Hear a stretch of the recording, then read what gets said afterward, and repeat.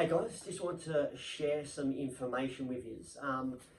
We're going through massive shifts at the moment, and a lot of information is coming out on the reptilians. Now, I've been talking about reptilians for decades.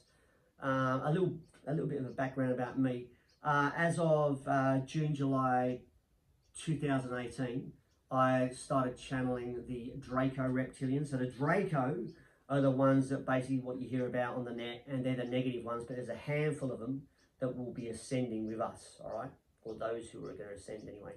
And I'm also going to talk about the Nagas, and I channeled the Nagas for 2 years after the Draco. And during that time when I channeled the Nagas, I channeled a Lyran once, and I channeled the Mantis beings probably 6 or 7 times. But basically 98% of the time I channel reptilians. So yeah, I'm going to talk about the Draco, the Nagas, and the Nagas are known throughout the through Hinduism and Buddhism, and I'm also going to talk about the Saurians. Now, the Saurians, they've got a massive influence, but you don't really hear about them. But they're more connected to like the tribes and of thousands of years ago. And a lot of the information coming out about the reptilians now is pretty much always negative. You see some positive things, but I just want to emphasize that the majority of reptilians are actually positive beings. The negative ones are the Draco. And the reason why is because the Draco are considered a parasitic being. So all sentient beings around the universe are connected to source, and they're connected to source via what they call a silver cord. Now, when a being lowers its vibration, that silver cord gets severed. Then that being then requires source energy via other sentient beings. So that's what the Draco require, right? So they're very domineering. Basically, they go from planet to planet. They take control and they decimate the planet, and then they just move on. So they are a very negative species. But there are basically 4 tiers of Draco, and I haven't heard anything on the net about this, so that's why I want to share it.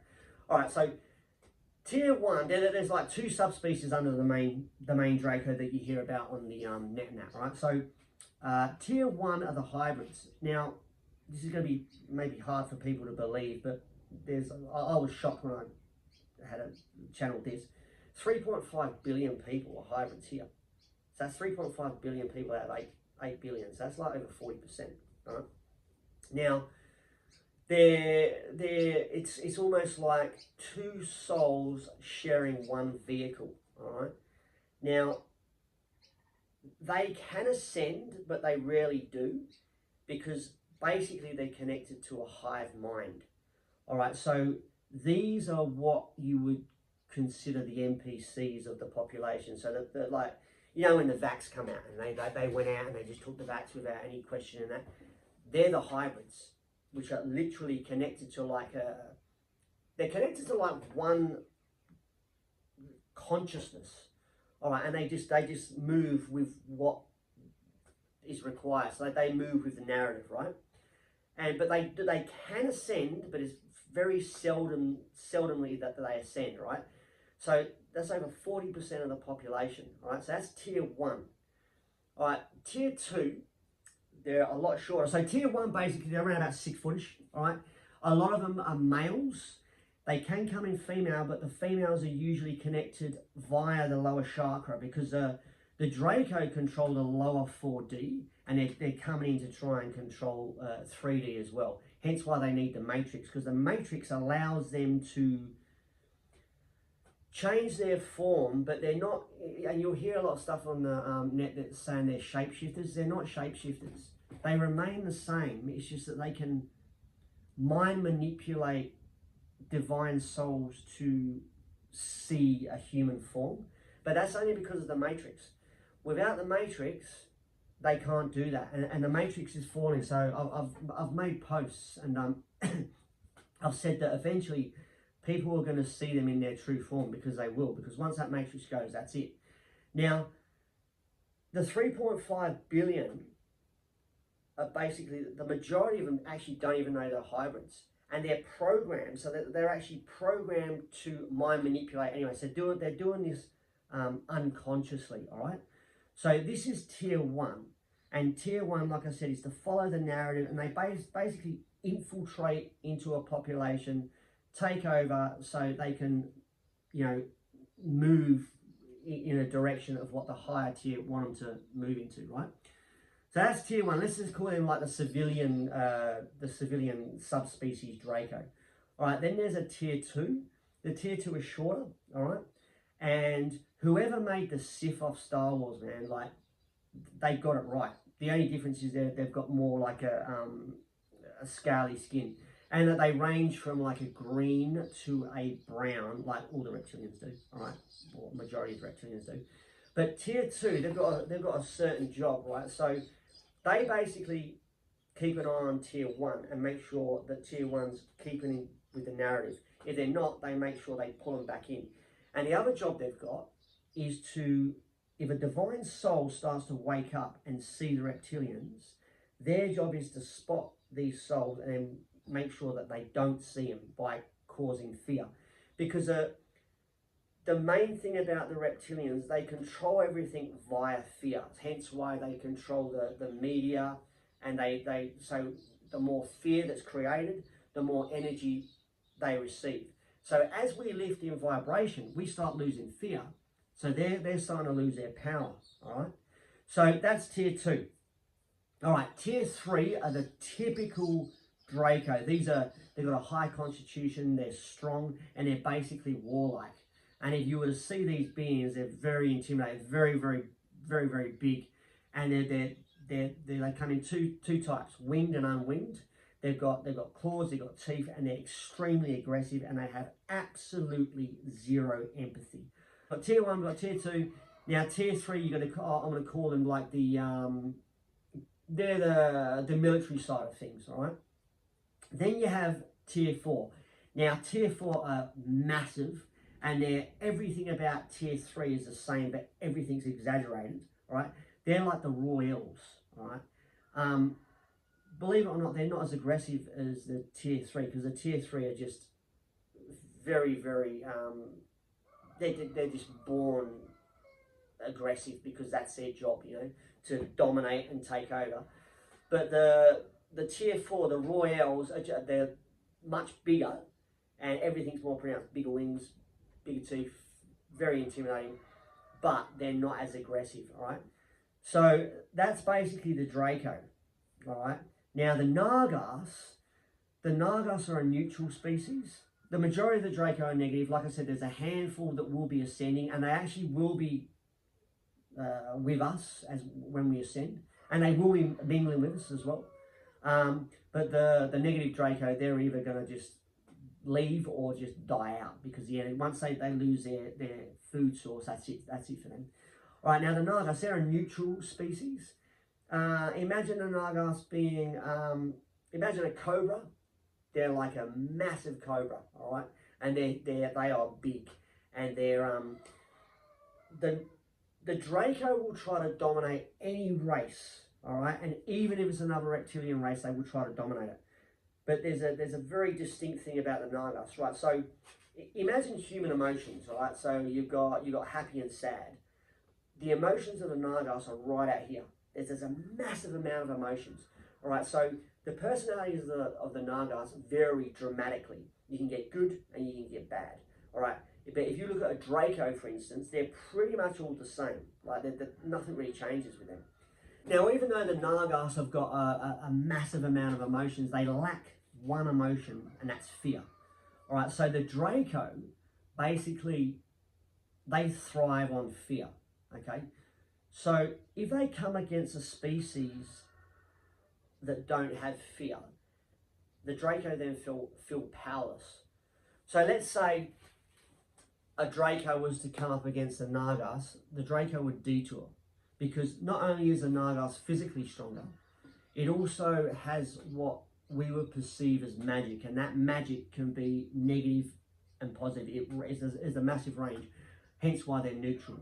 All right, now if you look in the past, the Nagas have helped out humanity a lot. All right, they've given them wisdom, and a lot of reptilians have great healing powers as well. Now, the Draco, for instance, are a technologically advanced species, all right? The Nagas yeah, they're advanced, but not so, they're not really technologically advanced. They're more of a, I guess you could compare it to more almost like witchcraft. All right, so the Draco, if there's one species that intimidates the Draco, it's the Nagas. So they just let them be. Now, a lot of the Nagas, they live in their entries, I was told when I channeled this, are actually under a lot of temples. And a lot of them are in places like, what was it? I forgot. It will come back to me. Nepal and stuff like that, all right? So, evidently, I don't know how true this is, but it probably is true because I haven't been told things that have been lies.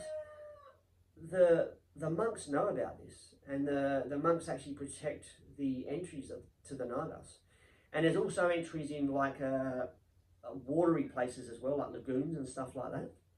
Now, when the Nagas get excited or angry, they can rise like a typical cobra, and their neck, they can actually pull their head over, and then that becomes a shield. All right, so not are they extremely strong, they've actually got what, like I said, what we perceive as magical powers. So they're a very formidable enemy if need be.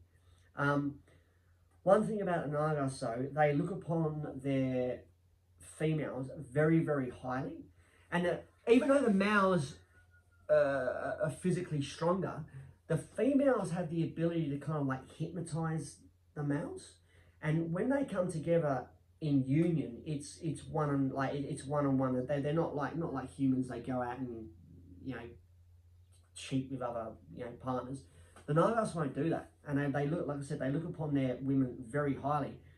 But depending on their level of consciousness, let's say the Nagas is coming from a lower state of consciousness, right?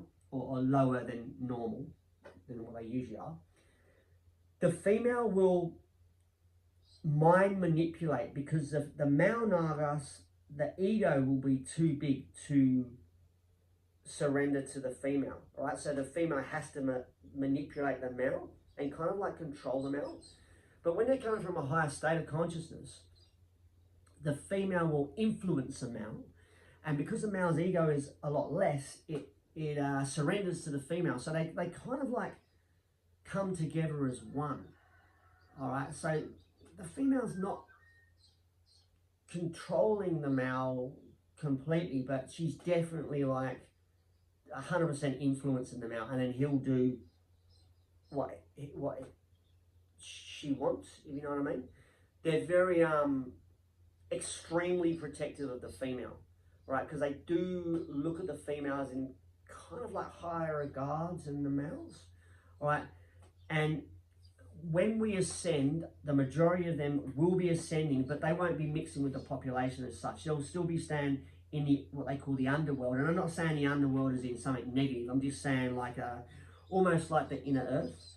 And another thing about the inner earth as well, this is really hard to comprehend. It's almost like a parallel universe. So the inner earth is much bigger than you expect because it doesn't work out to be the size of what you expect it to be, because there's like they've literally got cities in the inner earth, and they've literally got light sources as well. So it's so it blows your mind, you know. All right, so that's the Nagas, and then we've got the Saurians.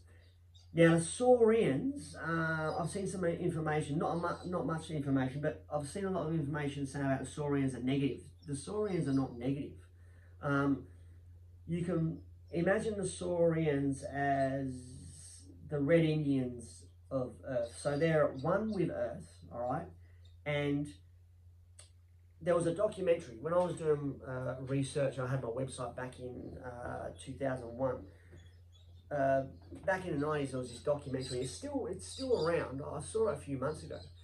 And they were talking about how the humans had a conflict with this reptilian species, and they thought it was the Saurians, and hence why they were saying it was negative. But what they don't understand is, like, if you've got a species that is at one with the planet, like the Red Indians were, and they only take what they need, All right, when you've got another species like us destroying the planet, that's gonna upset them. So there is gonna be conflict. So it's not that they're negative; they're just, like you look at the Apache warrior.